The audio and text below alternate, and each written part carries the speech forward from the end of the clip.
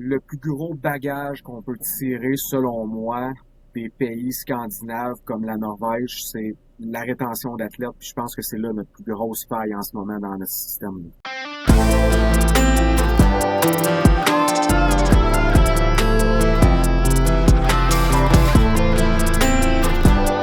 Bienvenue au podcast Game Changer par Expertise 360.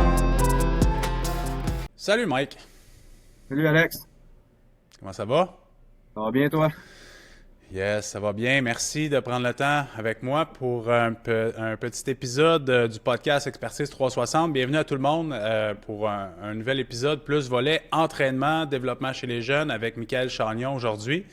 Dans l'épisode d'aujourd'hui, on le sait, pour ceux qui suivent Michael sur les réseaux sociaux, il planche beaucoup sur l'entraînement chez les jeunes, le développement optimal, comment on peut amener nos athlètes, en fait, préparer nos athlètes de demain de la bonne façon pour avoir de meilleurs athlètes de haut niveau qui performent plus au plus haut niveau, qu'il y en a qui percent dans les rangs professionnels, ces choses-là. Donc, il amène évidemment beaucoup de solutions. Pour ceux qui ne le suivent pas, je vous invite évidemment à aller le suivre. Le contenu est toujours hyper pertinent et amené d'une façon positive aussi, qui n'est pas nécessairement seulement critiquer les structures, mais d'amener des solutions, puis comment on peut travailler ensemble pour amener nos jeunes dans la bonne direction. Mike, je veux commencer direct avec une première question. Là, on est en 2026 au moment où on enregistre ça, 1er avril pour être exact. Donc, on est un peu sur les constats de derniers Jeux olympiques, Ouais. donc qui ont eu en février dernier. Le Canada a vraiment sous-performé, donc en dessous des attentes. Pour un pays nordique, évidemment, on est supposé d'être parmi les meilleurs, mais était vraiment en deçà des attentes au niveau des médailles et tout ça. Comment tu as vécu cette période olympique-là, toi? Puis de ton œil de préparateur physique, qu'est-ce que tu as fait comme constat aux derniers Jeux olympiques? Ouais, ce qui est le fun avec les jeux, c'est que ça nous sert d'exemple pour se comparer avec les autres pays, les autres nations. Je pense que dans les médias, on a parlé énormément de la Norvège, qui ont encore une fois établi un record de médailles pour une période olympique. Ça fait 2 jeux consécutifs qui battent leur propre record. Fait que oui, je pense que c'est quelque chose qu'il faut prendre en considération. De notre côté, au Canada, depuis les Jeux de Vancouver, en fait, nos performances ne font que diminuer. Fait que ce soit le Canada ou le Québec, là, on s'en va vraiment dans le mauvais sens des deux côtés. Fait que c'est ça qui est intéressant des jeux, de pouvoir comparer avec les systèmes des autres nations, puis de dire qu'est-ce que eux font de bien, puis que nous on fait pas ici, puis qui serait applicable ici comme méthode ou comme changement qu'on pourrait apporter, là. Mm-hmm. L'observation avec la Norvège, c'est cool, on en parle partout. Est-ce que leur système est applicable à 100% dans notre concept ici, puis dans notre système? Absolument pas. Mais je pense que la chose que la Norvège fait de mieux, puis que nous, on fait pas, c'est au niveau de la rétention des athlètes. Tu sais, ici, puis là, je vais rentrer l'Amérique du Nord au complet, là, parce que les différentes recherches puis les statistiques sont global pour autant les États-Unis que le Canada, c'est très, très sensiblement la même chose, là. Mais on a en moyenne 70% des athlètes qui finissent par abandonner le sport autour de l'adolescence, de la puberté, un petit peu avant, un petit peu après, dépendamment des sports. Tandis que la Norvège, eux, ils maximisent ils veulent un maximum de rétention d'athlètes le plus longtemps possible dans leur structure. Puis dans un pays où est-ce que, ils ont un nombre de population qui est plus petit que le Québec. Donc, ils peuvent pas se permettre de perdre autant d'athlètes que ce qu'on fait ici parce qu'ils vont arriver au sommet de la chaîne puis ils auront même plus d'athlètes à présenter dans les compétitions internationales. Fait que, le plus gros bagage qu'on peut tirer, selon moi, des pays scandinaves comme la Norvège, c'est la rétention d'athlètes. Puis je pense que c'est là notre plus grosse faille en ce moment dans notre système.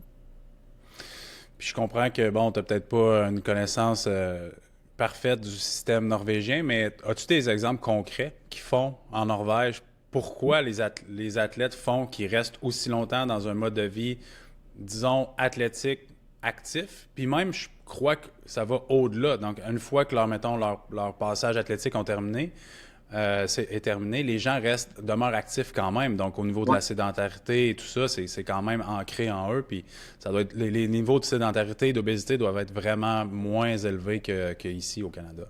Non seulement sont moins élevés, mais c'est un des rares pays qui, dans, on va dire, l'ère moderne, là, dans les dernières 10 ans, qui a vu une diminution de son taux de sédentarité ou d'inactivité chez les enfants, tandis qu'ici, on a une augmentation annuelle du taux d'inactivité chez les enfants où, on va le voir autrement, là, mais le nombre d'enfants atteignant les niveaux d'activité physique recommandés sont en baisse année après année, tandis qu'en Norvège, sont en hausse. Fait que ça, c'est super important. Où est-ce que ça fait une énorme différence, c'est que eux, ben, c'est ancré dans leur culture depuis des années, que ce soit le sport extérieur ou l'activité physique. Ben, les parents ont grandi dans un système où ce que c'est énormément valorisé, que ce soit à l'école ou dans le sport structuré. C'est 90% des enfants en Norvège qui pratiquent du sport structuré, fait que c'est énorme. Mais non Wow. seulement ça, eux, de la façon qu'ils le vendent, ben, c'est le plaisir du sport, de l'activité physique avant tout. Puis un enfant qui va finir par atteindre un certain niveau de performance, puis qui va se dire, bon, ben moi, je n'ai pas nécessairement envie de poursuivre dans l'atteinte d'une carrière sportive, etc. Ben, il s'est tellement développé en termes de valeur d'activité physique, puis de plaisir associé à cette pratique-là, qui va continuer dans sa vie de tous les jours, puis qui va continuer après ça à l'inculquer autour de lui dans sa famille si jamais il devient parent à son tour. Tandis qu'ici, ce qu'on observe, ben, c'est que les jeunes qui abandonnent la pratique du sport structuré le font majoritairement pour des mauvaises raisons, que ce soit la pression ressentie dans l'environnement sportif, la pression des parents, la pression de l'entraîneur, on appelle ça la professionnalisation du sport, donc trop d'emphase au niveau de la performance, etc. Mais un enfant qui va quitter le sport pour une raison négative, ben majoritairement ne reviendra pas à la pratique d'activité physique, même à l'âge adulte. Puis ça, on le ressent dans notre société d'aujourd'hui. Moins la société est active, ben plus elle est malade. Je pense que ça, c'est dans la vision qu'on a du sport de performance. Puis tu sais, je l'ai dit un peu, on veut une rétention, mais au-delà de tout ça, plus on a d'athlètes qui vont être actifs longtemps, ben plus on a de chances que ces athlètes-là deviennent élites un jour. On augmente notre bagage, tu sais. Puis c'est la façon qu'on approche le sport de performance qu'il faut faire une distinction, je crois. Tu sais, c'est quelque chose dans mes publications qui revient souvent. Je me fais dire, ouais, mais il faut différencier la performance du récréatif. Oui, mais non. Oui, mais non, parce que c'est quoi tes chances de jouer dans la Ligue nationale de hockey comme Québécois? En ce moment, là, tu as moins de chances de jouer dans la Ligue nationale comme Québécois que comme Finlandais. Okay? Fait que ça, déjà là, ça en dit énormément. Au final, c'est moins de 1% de ces athlètes-là qui vont réussir à percer au niveau professionnel. Puis même pas la Ligue nationale, au niveau professionnel.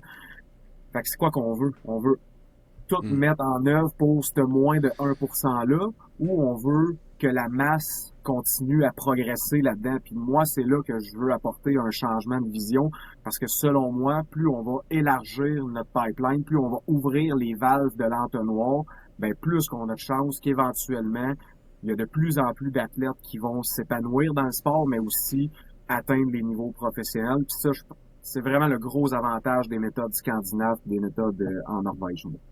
Puis tout revient pour ouvrir l'entonnoir, ça revient aussi à l'accessibilité au sport, tu sais. De 100%. plus en plus, tu sais, surtout dans les dernières années, là, on le sait, là, c'est pas une surprise pour personne, tout coûte plus cher, à l'épicerie, la maison, le ci, le ça. Le sport aussi. Donc, évidemment, tout, ça suit cette tendance-là. Donc, est-ce que d'augmenter, selon toi, l'accessibilité au sport, puis je ne sais pas si dans les pays scandinaves, dès la base, les sports sont déjà plus accessibles pour les jeunes, en fait, pour les parents, de subvenir au fait d'inscrire des jeunes dans des sports et tout ça. Est-ce que, selon toi, il y a un certain modèle sur lequel on pourrait se baser ici, pour favoriser l'accessibilité au sport chez les jeunes? Oui, ben absolument. Tu sais, si on reste dans l'exemple de la Norvège, là, il y a deux choses. Premièrement, le sport est financé par le gouvernement. Puis ils utilisent une portion des recettes de la loterie pour financer le sport. Fait que, oui, c'est un pays riche, oui, c'est un pays qui exploite le pétrole, puis etc. Oui, tout 100%. Mais ça reste que dans leur valeur, ils ont quand même décidé d'investir ces montants-là dans le développement, que ce soit les infrastructures ou l'accessibilité au sport. Fait que, on soulève la question ici, si au Québec, on décidait de prendre un tiers des recettes de l'Auto-Québec puis De l'Auto-Québec, ouais. De le réinjecter dans le sport, est-ce que ça ferait une différence qui est significative? Pour vrai, 100%. Est-ce que la société serait en accord avec ça? Je le sais pas, mais c'est là où il faut apporter un changement de valeur. Après ça, est-ce que le gouvernement devrait chapeauter de manière plus uniforme l'accessibilité au sport puis la direction du sport? Je pense que oui, mais encore là, est-ce que nos gouvernements ont les compétences de le faire? Je pense que non. Fait que, tu sais, il y a énormément de changements qu'il faut apporter dans notre vision de comment on veut encadrer le sport, mais reste que faut le voir à tellement long terme. Tu sais, la Norvège, les pays scandinaves, là, c'est des changements qui ont apporté dans les années 90 qui portent fruit aujourd'hui. Fait qu'on est 30-40 ans en retard sur les changements qui ont été apportés là-bas. Il y a un rapport qui est sorti là cette semaine sur l'accessibilité au sport au Canada. C'est un des constats de ce rapport-là. Le coût est faramineux pour les familles, mais aussi c'est tellement disparate d'une province à l'autre, d'une organisation à l'autre, d'une région à l'autre. Ça prend une instance gouvernementale qui va chapeauter ça d'en haut, que ce soit public ou privé, puis que tout va découler ensuite de ça, de ces décisions-là. Puis après ça, on va uniformiser que ce soit les modèles de développement ou l'accessibilité au sport, mais à la grandeur nationale, là. Mm-hmm. C'est tellement bon aussi. Tout passe par les investissements, je crois. Puis le fait, tu as dit un tiers exemple de la loterie en Norvège, c'est sûr que si on le faisait la même chose avec l'Auto-Québec ici, il y aurait un changement drastique. Mais encore là, il faut que la structure soit quand même bien établie en premier lieu. Fait que, si tu fais juste mettre plus d'argent dans une structure instable et qui n'est pas bien rodée, tu as juste du monde qui vont un peu gagner des salaires, mais ils ne changeront pas grand-chose. Il faut avoir une volonté de changement aussi.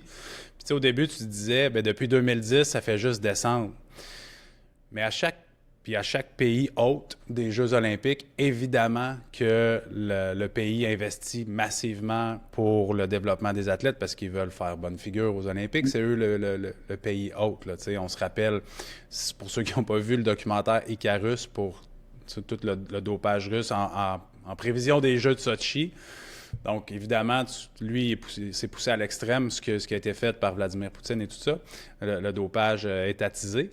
Mais on comprend la mécanique que les pays vont tout mettre en œuvre pour bien faire, bien paraître quand ils reçoivent les Jeux. Donc, en 2010, à Vancouver, c'est nous qui avons reçu les Jeux. Puis on se souvient que dans la décennie 2000-2010, il y a eu quand même des investissements au niveau de la préparation physique des athlètes. Puis là, depuis ce temps-là, ça a diminué. Donc, ça veut dire qu'il y a moins d'investissement au niveau des athlètes. Fait que, c'est un peu étrange qu'ils ne fassent pas 1+1 nécessairement, de dire que on a investi massivement, ça a super bien été. Puis après ça, là, on va arrêter parce que c'est plus nous qui... On coupe, puis c'est plus nous qui reçoit les jeux, fait que c'est moins grave, Fait que c'est un petit peu stupide de cette façon-là. Absolument. Fait que, ouais. Fait que, mais c'est ça. Encore faut-il, comme tu dis, qu'il y ait une volonté de changement au niveau gouvernemental ou de la structure qui va être en place. C'est pas nous deux aujourd'hui qui va changer ça, évidemment. Mais on comprend le point que je crois fortement que si l'entonnoir au début est plus grosse, puis c'est que ça va aider, oui. On regarde le 1% du 1% qui est exemple aux Jeux olympiques. Mais juste, comme tu as dit tantôt, la société en général, puis l'exemple qu'on veut donner à nos jeunes puis aux générations futures. On est dans une... L'OMS l'a reconnu qu'on est dans une pandémie d'obésité, une épidémie d'obésité. Surtout en Amérique du Nord, c'est épouvantable. Ouais. Mais c'est tout cet exemple-là pour nos jeunes qu'il faut donner, à mon avis. Oui, puis c'est la valeur première de l'idée de faire du sport. On fait du sport pour être en forme, pour être en bonne condition physique. À la base, les enfants font du sport pour le plaisir. Je pense qu'en quelque part dans le processus, on a oublié les raisons initiales de pourquoi on fait du sport, puis pourquoi les jeunes décident de faire du sport. Ouais. Puis aussi l'aspect, tu sais, l'aspect physique au niveau de la santé, mais l'aspect mental, l'aspect social aussi, tu sais, chez les jeunes, tu sais, les deux, on a fait des sports d'équipe dans notre jeunesse, puis tu sais, Ouais, on a encore des contacts avec du monde avec qui on a joué au secondaire, tu sais, dans nos absolument. sports respectifs et tout ça, tu sais, ça te crée une communauté, ça te crée de la confiance en soi, ça te crée faire face à l'adversité, en tout cas. Tu sais, c'est plein, évidemment, de positifs, à mon avis, mais il faut qu'il y ait plus de jeunes qui puissent en profiter. Ouais. Tout ça étant dit, c'est quoi pour toi un développement optimal à long terme d'un jeune athlète? Euh, Tu sais, une autre erreur qu'on fait en ce moment, c'est dans l'approche au niveau des âges versus du développement biologique. Je m'explique, OK? Un jeune de 13 ans peut avoir plus ou moins Hmm. 4 ans de différence avec un coéquipier avec lui en termes de maturité biologique, de maturité physique.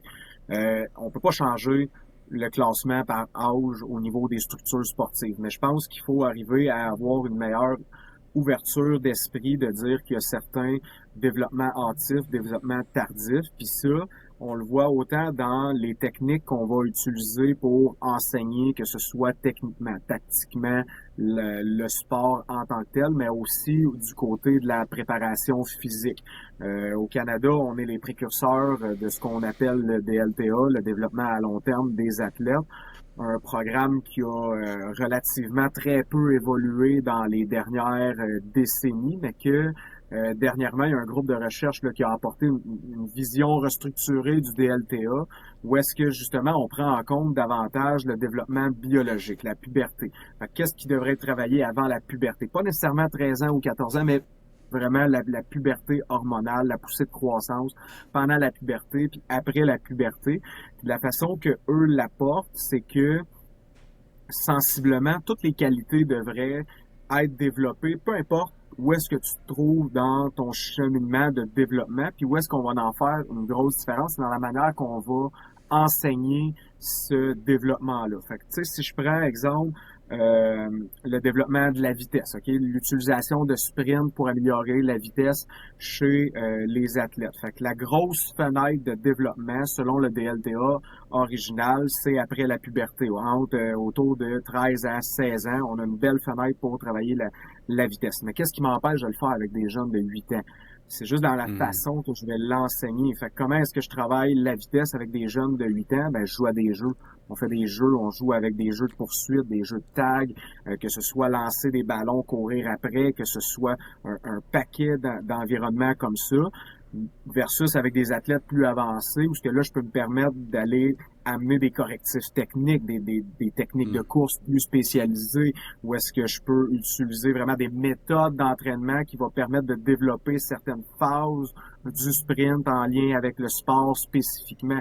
Mais au final, d'une étape à l'autre, je me retrouve à développer cette qualité physique-là. Fait que je pense que dans le développement à long terme, c'est beaucoup dans la façon qu'on va introduire l'enseignement des différentes techniques, des différentes méthodes qui va faire une grosse différence. Fait que ces Oui, puis méthodes-là, plus rigides, si on veut, devraient être réservées après la puberté, puis les hmm. méthodes un peu plus amusantes, aléatoires, laisser explorer les athlètes dans leur propre développement devraient être faits avant la puberté, puis c'est comme ça qu'ils vont apprendre à mieux se développer. Oui, c'est ça. Puis tu sais, chez des jeunes en plus bas âge, ils n'ont pas la même notion de leur corps dans l'espace, puis qu'on peut l'avoir quand on est rendu plus adolescent. Donc, exemple, on va dire 18 ans, 17, 18 ans et plus. Donc, de donner des feedbacks hyper techniques, de mettre ton coude à 90 degrés quand tu fais un sprint à un enfant de 7 ans, ça se peut qu'ils comprennent pas qu'est-ce que tu veux dire. Puis de le faire dans le jeu, ben c'est... Puis en tant que coach, puis c'est tellement bon qu'est-ce que tu dis parce que je pense qu'en tant que coach, il faut trouver des jeux pour qu'ils ne se rendent pas compte qu'ils s'entraînent au final. Tu sais Ouais, que Christian Thibodeau avait fait un moment donné, un vidéo qu'il entraînait son fils, Jaden, dans son sous-sol. ouais, Puis il jouait à détruire le château. Fait que là, il ouais, c'est avait ça. mis comme des boîtes de mousse, puis il y avait un slam ball, puis là, il lançait le slam ball de côté. Il faisait une série du côté gauche, une série du côté droit. Après ça, il faisait par en haut au final, il fait. C'est une forme de pliométrie de haut de corps, puis de core training, puis de transfert, de développement de la puissance chez les jeunes. Mais lui, il détruisait un château, puis il attaquait des ennemis, là, tu sais.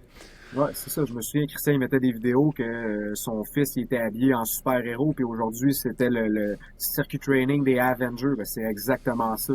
Fait qu'au final, on leur permet de développer des qualités physiques, des habiletés motrices avec une intensité que nous, on est en mesure de doser, mais eux le font dans le plaisir, puis on a un retour sur investissement qui est bien plus grand dans ce temps-là. Oui, c'est ça, exact. Puis tu sais, quand tu sais exactement ce que tu veux travailler comme coach ou même comme parent, tu sais, des fois, il y a des parents qui veulent s'impliquer dans le développement moteur de leurs enfants, tu sais, c'est de le réfléchir de comment, ça c'est le mouvement final que j'aimerais qu'il fasse, comment je peux travailler un jeu autour de ça pour que il fasse cette action-là pendant une certaine période de temps donnée, tu sais. Fait que comme ça, ben c'est de le faire. Tu sais, au final, le jeune va être encore plus impliqué, je ne veux pas dire émotivement, mais il va être encore plus impliqué dans le jeu, puis il va se donner encore plus à 100% dans le jeu parce qu'il veut gagner le jeu, que si tu lui disais lance le ballon le plus fort possible sur ton mur en gardant les bras droits, puis c'est vraiment juste ton tronc qui tourne. C'est bien trop... ça fonctionne pas. Non. Puis, tu sais, ça, c'est un point important aussi, là. C'est quelque chose qu'on observe dans le sport de jeunesse. Puis, tu sais, on peut prendre le baseball, par exemple. Tu auras beau enseigner la technique parfaite de frappe au bâton. En situation de match, ça se passe pas comme tu l'as enseigné. Pourquoi? Parce que là, le gars est laissé à lui-même. Il n'y a pas personne qui dit en arrière, place ton coude, etc. Face au stress, etc. Tout ça vient débalancer sa concentration et sa capacité à reproduire ce qu'on lui a enseigné. Tandis que si on laisse explorer le jeune dans son développement moteur puis qu'on lui redonne une certaine autonomie dans son apprentissage, ben ce qu'il va faire, au final, ça va être la solution de problème puis tout ça va s'enregistrer dans son subconscient. Il va avoir une amélioration technique qui est 100 fois plus efficace de cette manière-là. Oui, puis, tu sais, il y a aussi l'aspect dans le sport collectif d'improvisation. Dans le sens que, tu sais, si, exemple, on prend l'athlétisme, c'est quand même très strict, puis tu cours dans une ligne, puis c'est une affaire. Mais fais juste le même sprint, puis c'est pour ça que j'ai jamais trippé sur les coachs de track qui font de la vitesse pour le football ou le rugby, tu sais, parce que le transfert est là, mais il y a quand même des grosses différences. Là. Il n'y a aucun changement de direction, des choses comme ça. Fait que, tu sais, la notion d'improvisation dans le jeu, fait que ça soit dans n'importe quel sport collectif, il faut que faut pas que, comme tu as dit, de la minute que tu sors de ton cadre d'entraînement, que tu deviennes un peu dépourvu puis tu n'as aucune idée de quoi faire dans une situation parce que là, finalement, le jeu s'est pas déroulé exactement comme prévu. T'sais. C'est ça. Exactement. Fait que ça, c'est vraiment, vraiment optimal. Puis de laisser les jeunes jouer, qui m'amène à un autre point, que je pense qu'on est du même avis, au niveau de la surspécialisation des jeunes. Puis là, j'entends là-dedans les camps de sport hyper spécialisés chez des jeunes. Évidemment, au Québec, bon, le hockey prend une grande place, mais je pense que ça commence à se décupler aussi au niveau du soccer, au niveau du basket aussi. Je parlais avec Rémi Cano récemment, puis tu sais, dans le basket, là, il y a plein de cliniques à gauche, à droite. À quel point, pour toi, tu sais, ça a sa... Je comprends que c'est de la business, puis c'est des entreprises, là. Ça, je comprends à ce point-là. Mais ça a sa place, ce type de camp hyper spécialisé-là en jeune âge. Écoute, je vais être obligé de dire que ça n'a pas sa place, puis je pense même que je vais aller plus loin en disant que je me ferai pas d'amis, puis c'est pas mon but avec ça non plus, mais je pense qu'il y a une forte proportion d'adultes qui offrent des camps spécialisés ou des saisons qui vont au-delà de la saison du sport structuré, fait que des saisons de printemps au hockey, puis etc., qui sont là pour leur intérêt personnel et non pas pour l'intérêt des jeunes qui s'inscrivent dans leur sport. Oui, ils font bien les choses. Là. Une fois que le jeune est sur la patinoire, là, il fait bien les choses, il les encadre, il veut donner le meilleur service possible. Mais s'il était réellement là pour les jeunes, ben il n'aurait pas son camp. C'est plate, là. Mais ça n'existerait pas ces choses-là si l'intérêt principal était vraiment le développement des jeunes athlètes. Ceci dit, est-ce qu'il y a une demande pour ces camps-là? Absolument. Fait que d'un côté, je pense qu'il faut réussir à trouver un juste milieu de dire, ben le jeune qui est passionné puis vraiment de manière intrinsèque, qui est réellement passionné, est-ce qu'on peut lui offrir un certain service qui va pas au-delà des réelles capacités pour son âge puis de son bien-être dans son développement. Je pense qu'il y a un moyen de jouer entre les deux, mais reste que la raison principale de l'existence de ces instituts privés-là, c'est l'aspect financier. Mhm. Puis tu sais, je pense que c'est toi qui le disais aussi c'est sûr que la saison suivante, le jeune, il va être meilleur techniquement, puis il va avoir un retour presque direct sur investissement, mais comme tu mentionnais tantôt au début, je pense qu'il faut avoir une vision vraiment à long terme, autant en tant que société, au niveau du sport de la société, que toi en tant que parent, pour le développement vraiment de ton jeune. Puis tu sais, j'ai eu la chance d'encadrer des centaines de joueurs de hockey pendant plusieurs années. Nombre de joueurs de hockey que j'ai vu juste arrêter parce qu'ils étaient écœurés d'être sur la glace, puis d'être dans le hockey, puis d'avoir les parents en arrière d'eux autres, puis là, tu vas aller là, puis là, ils ont des horaires de premier ministre. C'est épouvantable. Tu sais, c'est que sont bookés de A à Z. Première chose, soit qu'ils lâchent le hockey parce qu'ils sont complètement tannés de ce sport-là, puis de toute la pression qui arrive avec, ou s'il arrive un moment où, on va dire, il a été chanceux, puis il a joué dans la Ligue junior majeure du Québec, qui est vraiment pas la majorité des gens, mais il y a eu Là, il arrive à l'âge adulte, il a fait son année de 20 ans, il arrive à 21 ans, aucune idée de quoi faire de sa vie, là, mais zéro. Tu sais, comme, je vais travailler où? Pourquoi personne me dit quand est-ce qu'il faut que j'aille à l'aréna, puis quand il faut que je prenne ma douche, à quelle heure il faut que je mange, à quelle heure il faut que je me couche? Pourquoi? Depuis qu'ils ont 4-5 ans, ils sont rodés au quart de tour à la minute près. Va à la glace. Là, tu as la glace, tu vas à l'aréna, après ça, c'est l'école, après ça, c'est l'entraînement, après ça, c'est ici, c'est là. Là, ils se retrouvent avec plein de temps, mais aucune idée, là. Donc, il y a beaucoup de joueurs de hockey qui font des dépressions après leur carrière de hockey, disons. Ouais, puis ça, tu sais, on le voit là dans une forte majorité de sports aujourd'hui. Le burn-out sportif, c'est le burn-out sportif puis la blessure de surutilisation, c'est les deux raisons principales d'abandon du sport après la puberté. Fait que, tu sais, ça, c'est l'autre point qui est important. Ah, mais mon jeune, il aime ça, c'est pour ça que je l'inscris. Il veut en faire plus, oui, mais là, il veut faire ça maintenant, puis je comprends, mais c'est notre rôle de parent d'être en mesure de doser cet intérêt-là. La journée que le jeune perd son... tu sais, le petit feu en dedans de lui, là, quand il se présente à sa première pratique de hockey au mois de septembre, là, ben, la journée qu'il a perdu ça parce qu'il était sur la glace au printemps puis tout l'été, il est trop tard. C'est déjà terminé. Puis on réussira pas à retrouver cette flamme-là. Fait que c'est ça qu'il faut être en mesure d'entretenir. Fait que sa passion envers son sport risque de s'éteindre beaucoup plus rapidement, plus il va en faire rapidement en jeune âge. Fait que, tu sais, là, c'est là où il faut faire la part des choses comme parent. Mon jeune, il aime ça. Mon jeune, il veut que je l'inscrive. Oui, c'est ça qu'il veut maintenant, mais c'est ton rôle d'être capable. C'est pas maintenant qu'il faut lui offrir tout ça. C'est pendant combien de temps on va être en mesure de le faire qui est plus important, là. C'est ça, exactement. L'autre point que tu as apporté, là, qui est super important par rapport à l'organisation des jeunes athlètes dans leur propre développement et dans leur autonomie, là, ça, c'est super important. Puis ça m'a ouvert une porte, là, mais c'est un sondage qui a été fait auprès des coachs dans la NCAA Division 1. C'est quoi la raison principale qu'un jeune que tu as recruté avec des grands espoirs sous-performe? Puis la réponse majoritaire qui est revenue, c'est que le jeune qu'on a recruté, puis le jeune qui s'est présenté, c'est pas la même personne. Pourquoi? Parce que les parents étaient trop présents. Les parents étaient trop présents dans l'organisation de l'horaire, dans tirer l'enfant dans ses pratiques, dans tout ce que ça inclut d'être un athlète relativement élite puis de haut niveau, mais qu'une fois laissé à lui-même à l'extérieur, sur le campus, dans une pension, etc., aucune capacité d'adaptation puis d'autonomie.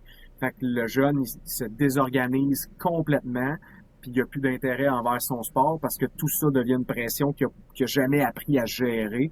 Fait que ça, quand on le demande, c'est quoi la raison principale d'un flop, on va le dire comme ça, là, ben c'est la trop grande présence des parents dans leur soutien quand ils étaient des athlètes de développement. Aïe, aïe. C'est vraiment.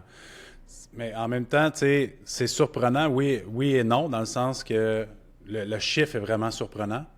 Mais quand tu y réfléchis, c'est pas surprenant. Tu sais, Non, c'est ça. d'avoir un jeune qui se retrouve souvent, ben là, NCA, on va prendre l'exemple d'un jeune du Québec, fait qui s'en va NCA. Donc, imaginez comment il n'y a plus aucun repère, le jeune. Donc, déjà, c'est une autre langue. Tu es dans une autre ville. T'as beaucoup trop de nouveautés à gérer. Puis si tu n'as jamais été équipé à ça, puis ça, c'est une chose qui me désole le plus en voyant certains parents agir, c'est que ils oublient qu'ils sont en train de former un humain pareil. Là. C'est pas, ils sont pas en train de former le prochain Sidney Crosby. Là. Ils sont en train de former, puis Sidney Crosby semble un humain incroyable en passant, là. C'est pas ça le point. Ouais. Mais tu sais, c'est que vous formez un humain pour la vie aussi. T'sais, c'est pas juste un jeune joueur de hockey, c'est pas. Faut lui donner des habiletés sociales, faut lui donner une espèce des outils d'autonomie, comme tu viens de dire, parce que éventuellement, il va devoir voler de ses propres ailes. Puis s'il n'y a pas ces outils-là, ben il va juste, exactement comme tu as dit, soit lâcher quand il va avoir une belle opportunité comme ça, ou quand il va se retrouver devant une situation plus critique, ben papa et maman ne seront pas là, tu sais. Ouais. Puis, tu sais, là, je veux prendre la balle au bon, là, mais on met beaucoup d'emphase sur le côté négatif de l'implication parentale en ce moment dans le sport puis le sport de développement. Mais une chose que j'essaie de faire attention sur mes médias sociaux puis que je prends le temps d'expliquer comme il faut dans mon livre aussi, là, c'est que c'est pas la faute des parents, là. Les parents, là, j'ai jamais rencontré encore, ou en tout cas, très peu entendu parler, mais jamais rencontré de parents qui faisaient ça avec des mauvaises intentions. Okay? Ouais. Les parents sont bien intentionnés dans ces situations-là. Ils veulent le meilleur possible pour leur enfant. Ils le font avec un amour inconditionnel. Le problème, c'est la façon dont le système leur fait croire que c'est ça qui devrait être fait. Fait que, tu sais, on me demande souvent, c'est par où qu'on commence, tu sais, est-ce qu'on devrait avoir plus de formation pour les parents puis les éduquer là-dedans? Mais moi, je pense que c'est quand on va avoir changé le message central en haut du système, ben que tranquillement, les parents vont suivre en dessous de ça ben c'est comme ça finalement que ça doit être fait. Fait que tu sais, on parle beaucoup là, de la pression des parents puis des parents qui crient dans les estrades au hockey ou dans n'importe quel sport, mais la vérité c'est qu'il n'y a pas de parent qui est mal intentionné en arrière de ça. C'est vraiment le message que le système envoie qui fait en sorte que le parent pense que c'est comme ça qu'il devrait agir pour le bien de son fils. Je trouve que c'est quelque chose qu'on doit faire attention dans la façon qu'on soulève les aspects négatifs du développement sportif au Québec ou au Canada, là, parce que c'est ça. Oui, c'est une réalité qu'il faut adresser parce que c'est alarmant, mais le domino vient pas du parent, le domino vient de la structure. Puis toi, tu as tellement raison. Puis je pense que c'est aussi dans les attentes qu'on fait miroiter peut-être aux parents. Tu sais, 100%. comme tu dis, je pense que chaque parent fait ça avec tout l'amour qu'il a pour son enfant, puis tout ça, puis qui veut qu'il s'accomplisse, etc., etc. Mais dans les attentes que les différents, que ce soit organismes ou structures, fait miroiter aux parents, ben là, c'est ça qui fait débouler un peu peut-être des comportements ou des décisions que les parents prennent pour le bien de leurs jeunes selon leur bonne compréhension. Parce que, tu sais, chaque parent qui nous écoute a son métier, a sa réalité, a son quotidien et tout ça. Là. Nous, on est deux préparateurs physiques, puis on voit l'autre côté de la médaille. Mais tu sais, les gens, ils nous engagent parce qu'on est des spécialistes dans ce domaine-là. Fait que c'est à nous à les éduquer le plus possible, mais aussi si on peut aider dans certains changements de structure, mais c'est du travail à long terme, évidemment. Là. Puis tu sais, ça prend de la bonne volonté de tout le monde, puis des fois, c'est plus difficile. Exactement. Exact, super. Cool. Merci beaucoup, Mike, pour ce petit épisode premier d'une longue série, j'espère, sur la préparation physique pour le podcast Expertise 360. J'espère que vous avez aimé ce court épisode. Laissez-nous des commentaires dans la section plus bas. Si vous avez des questions, n'hésitez pas non plus à nous contacter, que ce soit sur les médias sociaux ou autres. Peut-être en terminant, Mike, parle-nous donc du plus récent livre que tu viens de lancer. On va mettre le lien en passant dans la description là, sur la vidéo, si vous nous écoutez sur YouTube et tout ça, pour avoir plus d'informations sur le livre. Mais parle-nous-en donc un petit peu, s'il te plaît. Ouais, en fait, j'ai écrit un livre là, janvier 2026 qui était justement sur tout ce qui englobe l'écosystème du développement athlétique. Fait que c'est quoi le rôle des parents, c'est quoi le rôle des entraîneurs, des structures, de l'école, etc. Puis un peu comme on a discuté aujourd'hui, tu sais, je pense qu'il faut changer notre vision de ce que c'est le sport élite puis de comment on peut apporter des athlètes vers l'élite. Donc, le titre, c'est exactement ça, des bases au sommet. Donc, comment est-ce qu'on peut revoir la base du développement moteur, la base du développement psychologique des jeunes dans leur relation avec le sport pour qu'éventuellement, on ait beaucoup plus d'athlètes qui se rendent au sommet ou qui deviennent tout simplement des adultes actifs et en santé éventuellement, puis qui par la suite partagent cette vision-là de l'activité physique avec leur entourage, leurs enfants éventuellement. Là. Fait que c'est le point central de mon livre que j'ai publié en 2026. Puis ça ne s'adresse pas juste aux coachs, les parents aussi Non, en fait, peuvent... c'est vraiment séparé par section. Fait que beaucoup pour... En fait, tout le monde qui vogue autour du développement du sport de jeunesse, que ce soit parents, entraîneurs de niveau développement, entraîneurs élite, mais aussi pour les gens qui sont impliqués directement dans les structures, les fédérations. Tout le monde va en tirer bénéfice. Génial. Fait que, écoutez, je vous suggère fortement d'aller voir le livre de Michael, d'aller le suivre sur les médias sociaux, évidemment. Comme je dis, le lien va être dans la description juste en bas ici. Puis, ben, écoutez, on se dit à une prochaine pour un prochain épisode du podcast X360. Merci. Merci beaucoup.